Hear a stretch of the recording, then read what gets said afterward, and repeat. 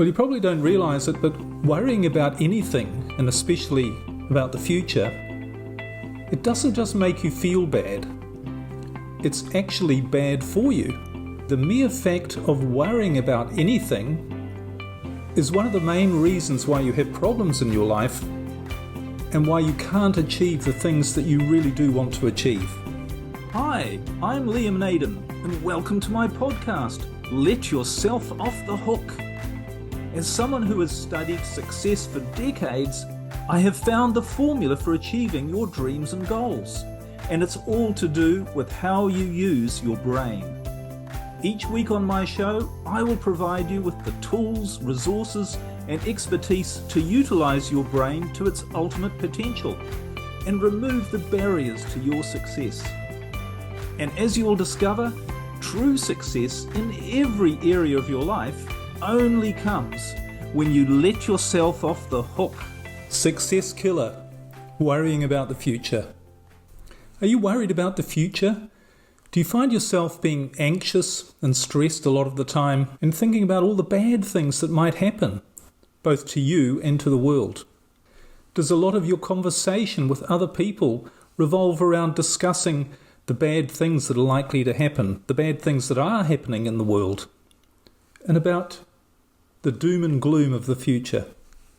Well, you probably don't realise it, but worrying about anything, and especially about the future, it doesn't just make you feel bad.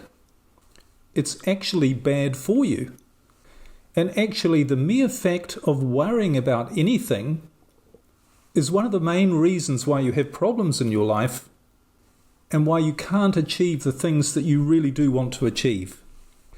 You know, a pretty wise person about 2,000 years ago said, "Do not worry about tomorrow, because tomorrow will take care of itself."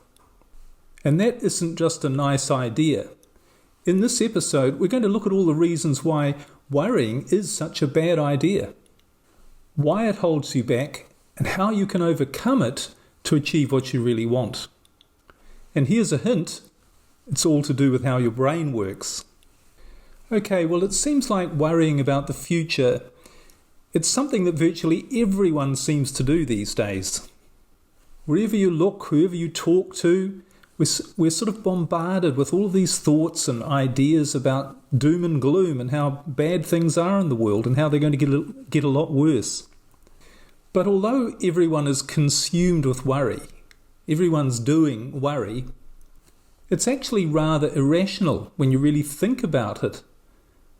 When you think about what worry is and the effect that it has. And it also creates roadblocks in our progress towards success and a happy life. And no one follows that instruction of do not worry about tomorrow, for tomorrow will take care of itself. Do you think perhaps that worrying might have something to do with the fact that so few people are actually succeeding in their life? So few people are being the best that they can be, living to their full potential, or are even happy. Could it be that there's a link between worry and failure?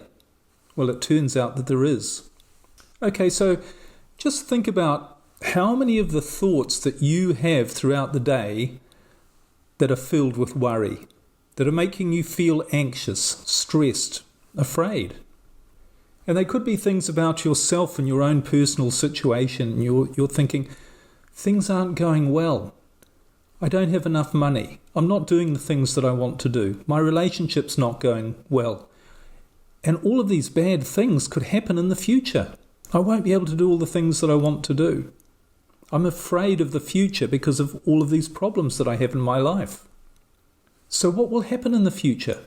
What am I going to do? What should I do? How am I going to cope?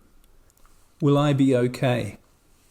And we have the same feelings of worry about other people, don't we? Particularly people we care about.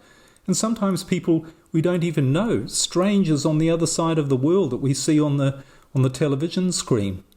And we see them in their situation and we worry about them and think, what's going to happen to them? And of course, when it comes to thinking about the world in general, what are we thinking? What's going to happen? Are we headed for disaster? Am I going to be okay? And of course, it's not just our own thoughts that are constantly filled with worry about the future and stress and fear and anxiety. It's all our conversations with other people. When we get together with other people, what are we talking about?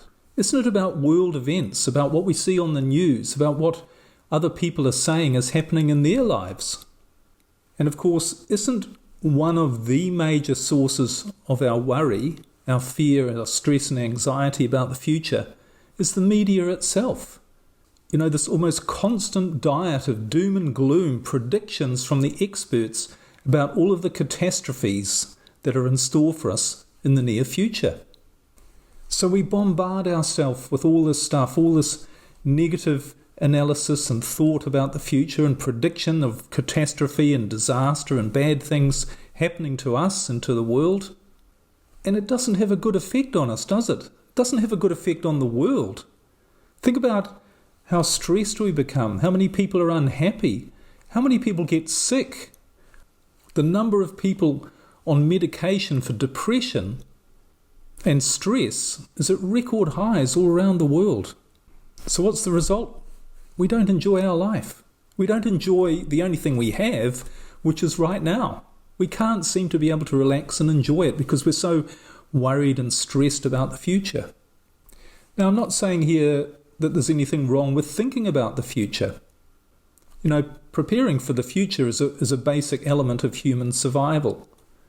Obviously, throughout human history, societies and people have planned for the future when it comes to gathering, storing food, planning for the right time to plant the crops or harvest the crops, looking at the weather and thinking about when would be a good time to do things.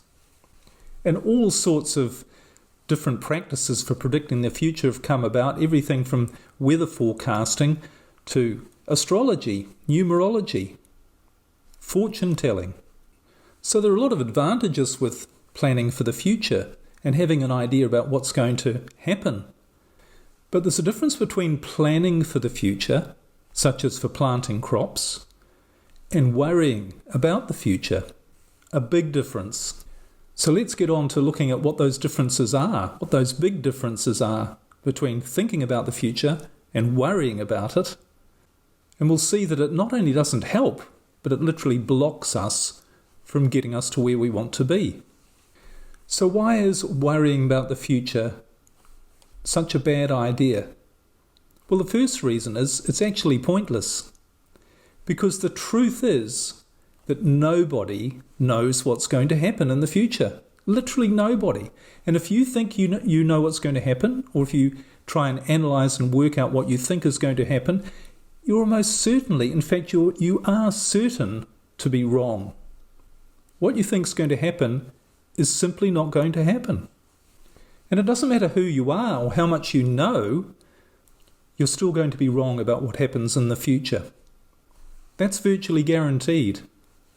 And in fact, the more you know, the more likely you are to be wrong. And this is not to disrespect anybody, but think of all of those experts that you constantly hear about or you read about, with all of their analysis, all of their predictions about what's going to happen in the future, and they're virtually always wrong. And they always have been, and they always will be. You know, the media is filled with expert forecasters in every single area you can think of, from economics, politics, health, the environment. And if you notice something interesting, whatever field they're in, they're normally predicting catastrophes. They're not predicting good things are going to happen. Most of them are predicting bad things happening. And of course, one of the reasons for that is that's what gets people's attention. People are a lot more attentive about learning about a potential catastrophe than hearing about a possible good thing happening in their life. They tend to believe, because of the way our brain works, we tend to believe more in the doom and gloom than in the good times. Think of some of the many, many predictions that have been made by the greatest experts on the planet throughout history, and that have really literally consumed the attention of millions of people, and they've never turned out to be true. Here are a few interesting ones. You know, there's a big prediction that the world was going to end in the year 1000 AD. Many people believed that the world was going to end as soon as the year 1000 came around. In 1910, there was a comet, Halley's Comet, that was due to return to near the Earth, and it was predicted that the Earth was going to pass through the comet's tail and all life on Earth would be wiped out. And we were around in 2000 when the Y2K bug happened, when they thought that all of the computers were going to stop working when the year 2000 came around, and that would create chaos and destruction all through the world. Never happened, did it? You know, everywhere you look, whether it's environmental predictions, health disasters, financial resources, all of these things, all of these doom and gloom predictions that have consumed society through the media, none of them have come true. Here are a few interesting ones. Do you remember about peak oil in the 1970s? Maybe you weren't around then, but in the 1970s, scientists believed that oil was going to run out before the end of the decade. The ecologist Kenneth Watt said by the year 2000, if present trends continue, we'll be using up crude oil at such a rate that there won't be any more crude oil left. And of course, the opposite has happened. Global oil production is actually double what it was in the 1970s, and it doesn't show any signs of running out that I can see. You know, there was a scientist at I'm just reading here, at the National Academy of Sciences, and he published a chart in Scientific American. So this wasn't some wacky publication. This was a mainstream, well-respected publication. He published a chart that looked at metal reserves, and he estimated that humanity would totally run out of copper shortly after 2000, the year 2000, and that lead, zinc, tin, gold, and silver would be gone before 1990. And there have been many climate doom and gloom predictions.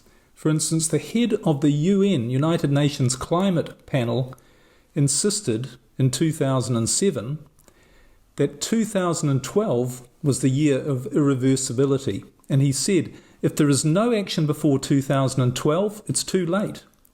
You know, we talk about global warming these days. It wasn't so long ago that the catastrophe that was about to befall the planet was global cooling, a new ice age. And in 1978, there was an article in the New York Times which said that an international team of specialists had concluded from 8 indexes of climate that there is no end in sight to the cooling trend of the last 30 years. And in fact, in 1970, the Boston Globe ran a chilling headline which said, "Scientist predicts a new ice age by the 21st century." So the reality is, the experts are always wrong. But it doesn't stop us worrying and think that maybe this time around they could be right. They never have been in history, so why do we think it's any different this time around with the current batch of experts and their current predictions for the future? So why is it that none of their predictions have come true? Why are we all pretty much worried about nothing in reality? Well, one of the main reasons, is actually explained by science. And they have a term for it, and it's called chaos theory. And chaos theory, which virtually all science accepts as true, or at least as an accurate description for the way things work in this universe, the way this universe operates, what chaos theory says, it doesn't mean disorganized or random. What it means is that in a complex system, any small changes result in huge consequences, and so huge that they produce completely unpredictable results. In other words, when you have a system where everything is changing all of the time, you can't predict what's going to happen. It's far too complex, and the more complex the system, the more unpredictable and the less you are able to predict what's going to happen. And of course, there is no more complex or more changing system than our universe, the world that we live in. So knowing that it's actually impossible to predict the future, that whatever we think is going to happen is virtually certainly not going to happen, it never has throughout history, and therefore it never will either. Knowing all that, why do we insist on thinking that we can predict the future? Why do we stick to this idea? And why do we continue, therefore, to worry and consume all of that energy and all our time worrying and trying to analyse what we think is going to happen? Why do we keep our eyes and ears glued to the news? And why do we ask other people, what do you think? What's your opinion? What do you think is going to happen? Why do we listen to other people? Why do we even listen to our own thoughts that have us worried about what might happen in the future? Well, it really comes down to one thing. It's a habit. We've got into this habit of using our thoughts and using our focus and attention, or putting our focus and attention on things that cause us to worry, because we're trying to take control of the future. But we can't take control of the future. We can only take control of the now, of the present moment. But that doesn't stop us from trying. But there are a few other ideas why worrying, particularly worrying about the future, is a bad idea. One is that it wastes your energy. It takes your energy away from the only thing that's real, which is the present moment. So instead of having energy to really contribute and develop your life in a meaningful way, you're having your energy drained by worry, stress, frustration. The other thing that worry does is that it puts your attention on things that are outside of your control. So in other words, it actually makes you feel that you are not in control of your life. It makes you feel like you are at the mercy of outside forces. And all of this drains your energy further and keeps your awareness blocked from where your power truly lies. But despite all of this, the fact that it drains your energy, the fact that everything you're worrying about is never going to happen, it's just simply not true, and so it's a waste of time. Despite all those things, none of them are actually the main reason why worrying is such a bad idea. Why worrying literally blocks you from your success. And the main reason why worrying blocks you from your success is to do with your brain. You might remember we've talked about this in previous episodes, but the way your brain works is you're set up biologically for success.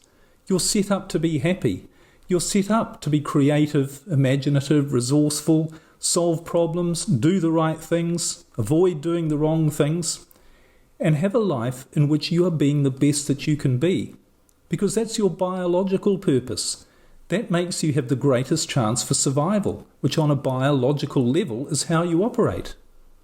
But the part of your brain that is activated, that is in charge, when you are being the best that you can be, when all of those good things are happening to you, when you're using all of those resources, your imagination, your creativity, your awareness, the part of your brain that is active when you're like that, when you feel stressed and worried, that part of your brain is shut down. That's the part I call your creative brain. And it's not operating effectively when you're feeling worried.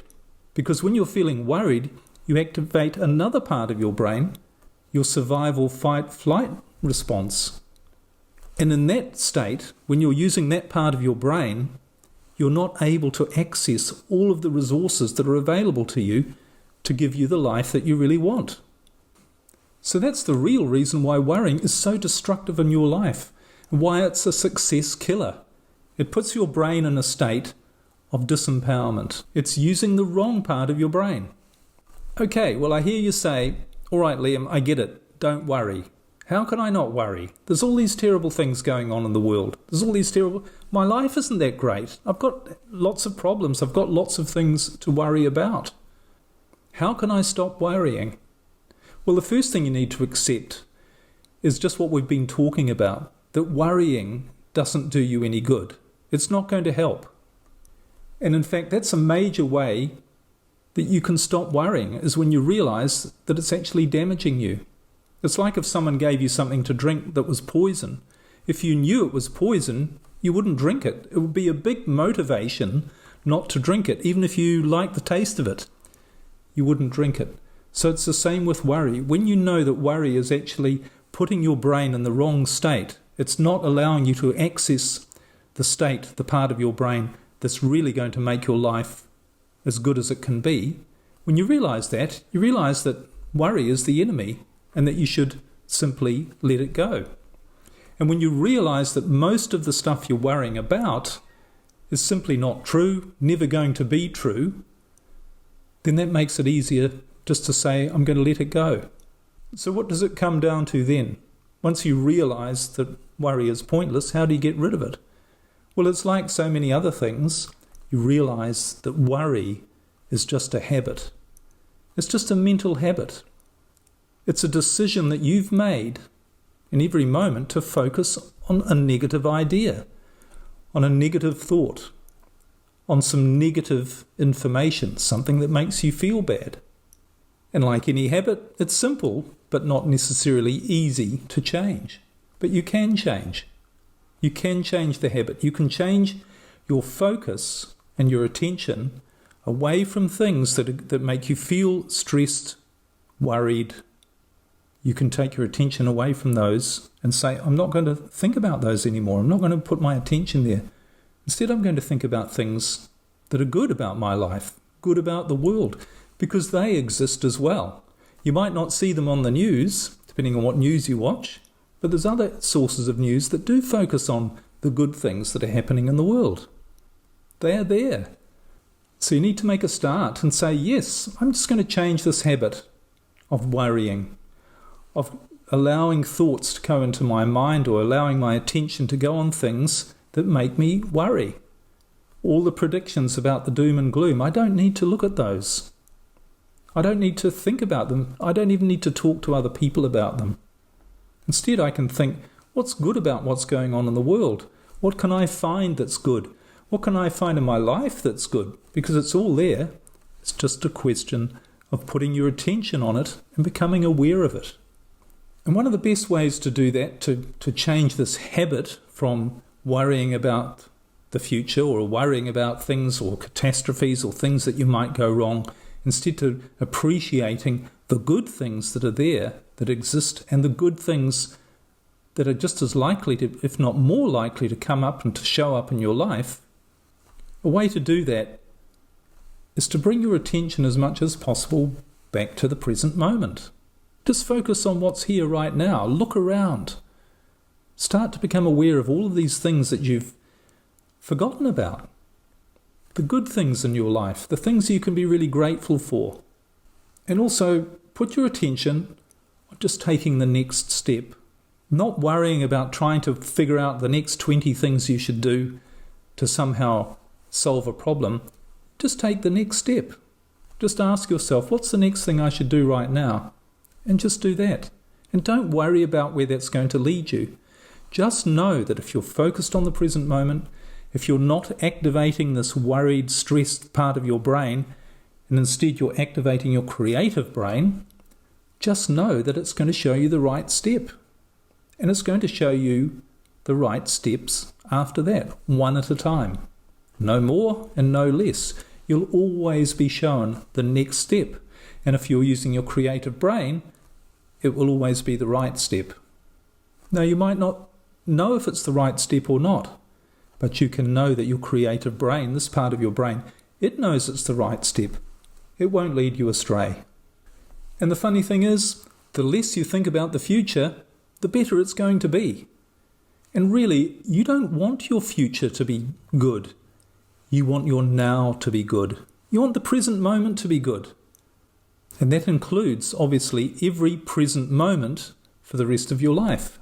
But it starts with this present moment right now. And if you put your attention on the present moment and you use your creative brain the right way, it's going to make every moment the right moment, the best moment for you. That's what your brain is designed to do, to ensure that your life is filled with you being the best you can be. So realize that worrying about the future, trying to analyze it, trying to figure out all the bad things that are going to happen, all the different scenarios of what world events might mean or what things from your personal life might mean or the outcomes that might happen as a result, realize that all of that's really a waste of time. None of it's ever going to happen. Not in the way you see it. So if you want to think about the future, think thoughts that are going to make you feel good. Because when you feel good, you activate this part of your brain, which I call your creative brain, which will lead you down the right path. Focus on the present moment and take the next step. Everything will work out the way it's supposed to. Everything will work out well. Everything will work out the way in which it is the best for you. And in that state, where you're using your creative brain, everything you need in your life for you to be your best will show up. And your experience of life is going to be completely different. Freeing yourself from that pointless activity of worrying, that's really going to make a massive difference to your life. So let yourself off the hook. Give up the worry. And when you do, your creative brain will do the job that it's naturally designed to do, which is to make you the best that you can be.